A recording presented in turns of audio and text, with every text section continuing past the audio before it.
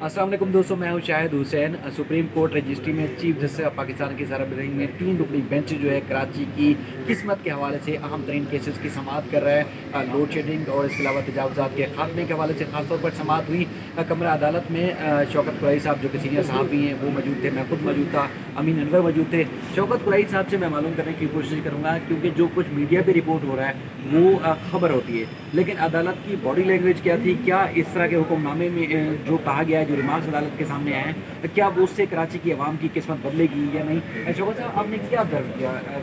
Chief justice की body language पे देख के आप क्या महसूस कर रहे हैं? कराची की आवाम की किस्मत बदलेगी, कोई बेहतरी होगी? देखें, चीफ जस्टिस जब भी कराची के मामला पर समाअत करते हैं तो उसकी जो बॉडी लैंग्वेज होती है काफ़ी सख्त होती है, और उससे ये महसूस होता है कि इन्हें एक दर्द है कराची का, और वो चाहते हैं कि वही कराची जो उन्होंने बचपन में देखा था वो रिवाइव हो। लेकिन अब वक्त काफ़ी गुजर चुका है, शायद वो रिवाइव ना भी हो, लेकिन बेहतरी के लिए नेक्स्ट जो आने वाला वक्त है उसके बेहतरी के लिए वो कुछ करके जाए। अभी जो शॉर्ट ऑर्डर लिखवाया है उस पर तो मेरी नज़र में तो सबसे बड़ा जो के इलेक्ट्रिक का इशू है कराची के अंदर, उसमें वो काफ़ी फ़ायदा होगा। कराची की शहरी के लिए अच्छी खबर है। लेकिन अब जो रिटर्न ऑर्डर आएगा, तहरीरी ऑर्डर आएगा, डिटेल ऑर्डर आएगा, तो उसमें हम देखेंगे कि क्या चीफ जस्टिस ने डायरेक्शंस दिए, क्या फ़ैसला दिया है, क्या ऑर्डर किया है। तो लेकिन जो शॉर्ट ऑर्डर था उसको देखकर ये कहा जा सकता है कि के इलेक्ट्रिक को उन्होंने ठीक ठाक भेजा है। और के इलेक्ट्रिक को कहा है कि आपने अगर यहाँ पे काम करना है तो आपने शहरी को सहूलत देनी है,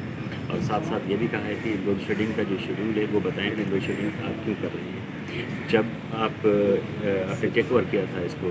कराची के सारे सिस्टम को, बिजली के सिस्टम को, उससे पहले कितनी प्रोडक्शन थी और उसके आने के बाद आपने क्या इन्वेस्टमेंट की है, अब तक आप कितनी प्रोडक्शन कर चुके हैं। लेकिन ये ऐसी ऑर्गेनाइजेशन है जिसका अब्राड ग्रुप नाम है, वो भी एक जो अपने पनामा केस सुना था, इस तरह की एक ऑर्गेनाइजेशन है जो बाहर के ममालिक में वो काम करती है, और उसके जो ऑनर हैं, जो उसके सरबराह हैं, उसके बहुत सारे किस्से हैं। BCCI के वो सरबराह थे, उसका भी दिवालिया निकल गया था, बहुत सारे कर्जे थे मुख्तलिफ इंटरनेशनल बैंक्स के जो उसके ऊपर, वो शायद काफ़ी उन्होंने खाली भी करवा दिए हैं। लेकिन अभी ये है कि अब देखना ये है कि पाकिस्तान जैसे मुल्क में के इलेक्ट्रिक क्या कर सकती है, के इलेक्ट्रिक की इंतजामिया क्या करेगी, क्या अदालतों के हुक्मनामों को वो रिस्पांस दे सकते हैं, या जो है साथ साथ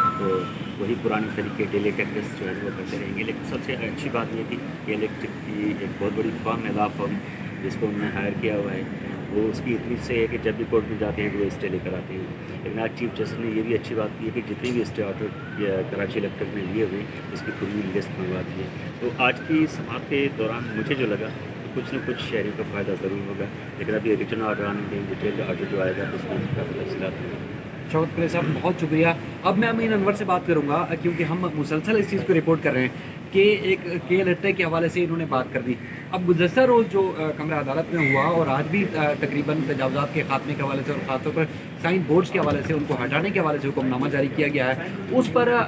क्या ऑब्जर्वेशन रही कोर्ट की और इनका अपना ज़ाती क्या राय है? कोर्ट की बॉडी लैंग्वेज क्या थी? क्या साइन बोर्ड हटा दिए जाएंगे? क्योंकि इससे पहले ढांचा हटाया गया था, ढांचा लगा हुआ था, सिर्फ इशारात ऊपर से हटा दिए गए थे। मेयर कराची के हवाले से उनको भी आड़े हाथों लिया गया। इस तरह सूबाई हुकूमत के खिलाफ भी अदालत की तरफ से सख्त रिमार्क सामने आए। आप क्या समझते हैं कि जिस तरह के इलेक्ट्रिक को पाबंद किया जा रहा है, क्या सूबाई हुकूमत या जो हमारे लोकल गवर्नमेंट है, क्या वो आवाम की बेहतरी के लिए काम करेगी? जी बिल्कुल, शायद आपने देखा कि तजावुज़ात के हवाले से भी शहर में जितने भी अभी पार्क्स वगैरह बहाल होना शुरू हुए हैं, वो सुप्रीम कोर्ट के अहकामात के बाद ही इंतज़ामिया को होश आया है कि उन्होंने शहर की दोबारा जो बहाली का सिलसिला है वो शुरू हो सका है। क्योंकि आपने देखा कि शाहराह काजून पर जो ग्रीन बेल्ट थी उसे भी कमिश्नर ने कहा कि बहाल कर रहे हैं। इसके अलावा बाग इब्न कासिम में जो तजावुज़ात थी उन्हें भी ख़त्म किया गया है, और उसके साथ साथ जो एक